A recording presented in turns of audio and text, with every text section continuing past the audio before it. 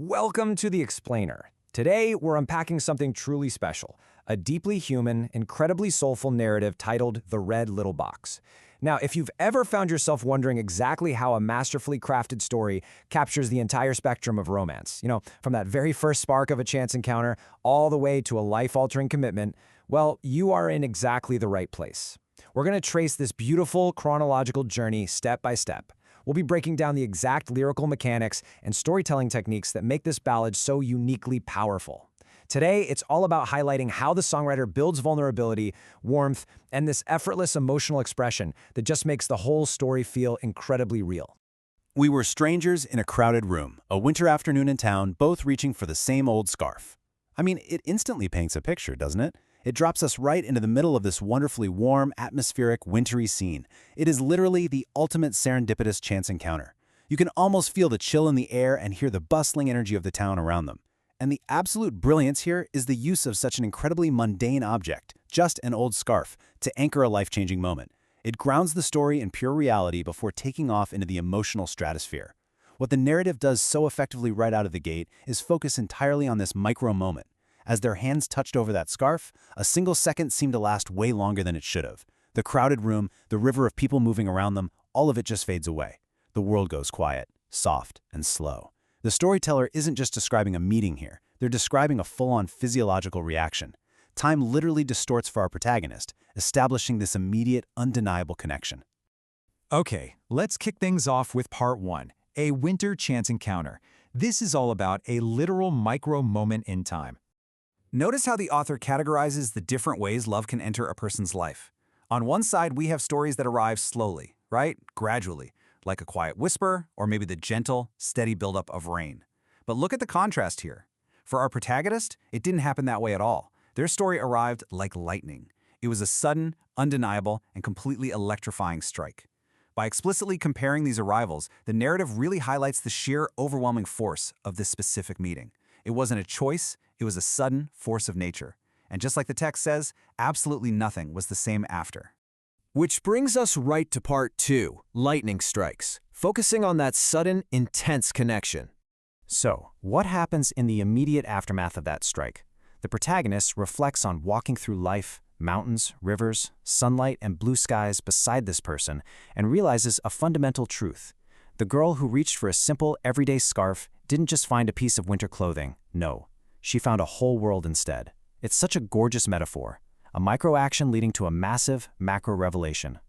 Looking at the overall progression of our story, we aren't just hovering in that one winter day.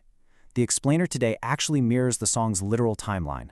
We start at point one, that winter afternoon meeting. Then, we transition right into point two, the years passing and the relationship growing. And finally, we arrive at point three, today, which the narrative beautifully frames as the golden evening. This linear progression is absolutely key to why the emotional payoff at the end feels so incredibly earned, because we actually get to travel through time with them. Moving right along to part three, building a life together. Let's look at those shared experiences. As we enter the second verse of the narrative, notice how the lens completely shifts. We zoom way out from that tight, claustrophobic focus on a scarf in a crowded room, out into these wide-open landscapes. The story moves from a single micro moment of chance to the macro feelings of shared experiences over a vast expanse of time and geography. It's really about how two people integrate their lives into the wider world, and the song brilliantly illustrates exactly what building that life looks like. We're talking dancing in places with absolutely no music, silent mornings out in the forest just listening to the birds, winding roads and crisp ocean air. The narrator notes that their partner always loved open spaces, but the real magic is the revelation that follows. Every open space, every wide sky feels inexplicably warmer simply because that partner is standing there in it. The environment itself is literally transformed by their shared love. I honestly love this next lyric. The years have passed so gently, like leaves upon a stream. Yet every time you touch my hand, I feel 16 again. Just take a second to appreciate that contrast. The passage of time is described as gentle, natural, flowing, like leaves on a stream. But the emotional intensity, that hasn't aged a single day.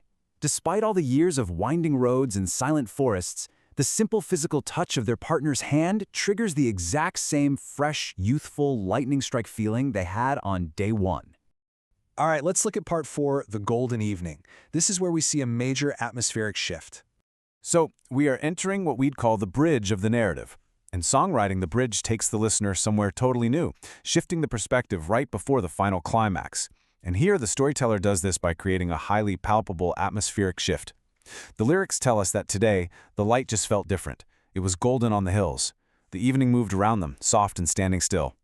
It's the cinematic golden hour, beautifully setting the stage for what is about to unfold. Now, the crucial point here is how the storyteller builds anticipation. Notice the specific narrative clues the protagonist picks up on. First off, the partner has been acting distracted all day long. Then, there's this playful, secret dancing in their eyes. And finally, every now and then, they subconsciously touch a pocket and smile. It's such a deeply, deeply human detail.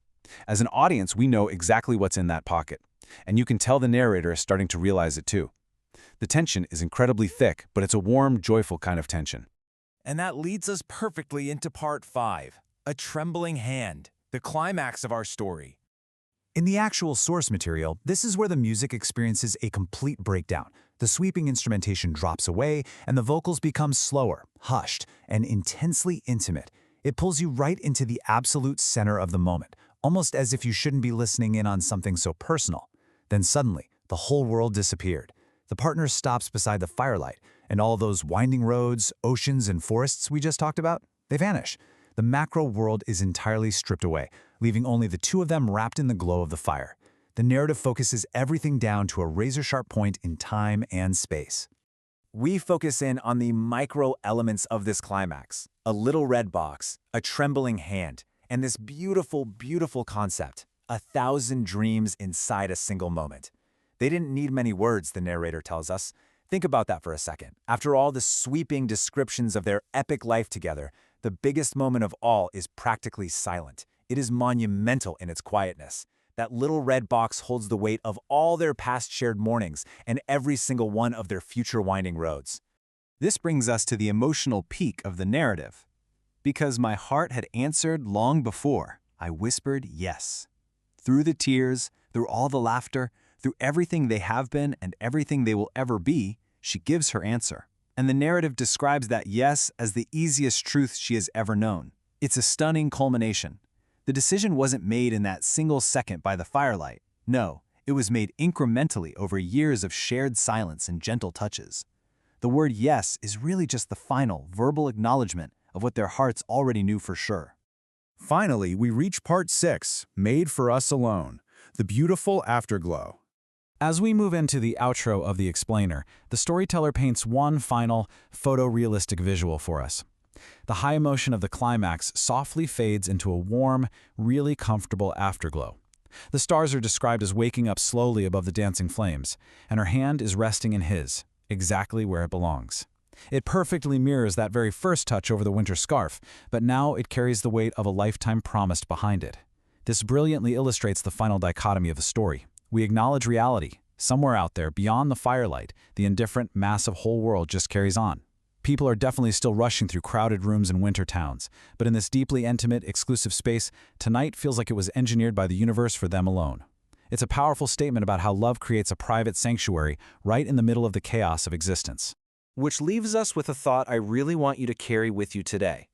We've traced this incredible journey from two hands accidentally brushing over a scarf, all the way to a little red box by the firelight, and it all hinged on one serendipitous fraction of a second. So, I'll leave you with this final question to chew on. What single moment of chance changed your entire world? Think back to your own lightning strikes. Thank you so much for joining me to unpack this beautiful narrative today. Keep learning, keep looking for those magic moments, and I'll catch you in the next explainer.